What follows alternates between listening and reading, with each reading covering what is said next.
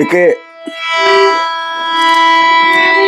इंछापुरी के शिवनारायण होते थे, शिवनारायण इंछापुरी के बहुत अच्छे कवि थे, अच्छे गायकार थे। उनकी एक धुन थी जिसकी हमने चर्चा करी थी ना, उसकी ये ओरिजिनल था, इसकी थी है, उम्र गमा दई सारी बावड़े भूल मैं, उम्र गमा दई सारी बावड़े भूल मैं,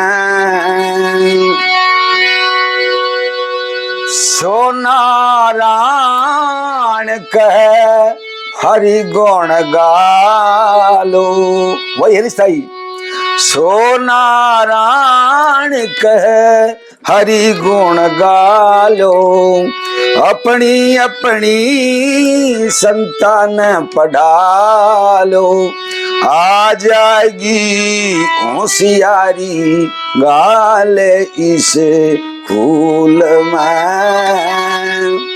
तो इससे ये पता लगता है कि ये कितने साल पुरानी धुन है। आज किसी को ये शिक्षा देने की जरूरत नहीं, बच्चा ने पढ़ाई हो भाई, जिसमें शिक्षा का बिल्कुल एकदम 1 या 2% शिक्षा होती थी, उस समय की बनाई हुई उनकी धुन है।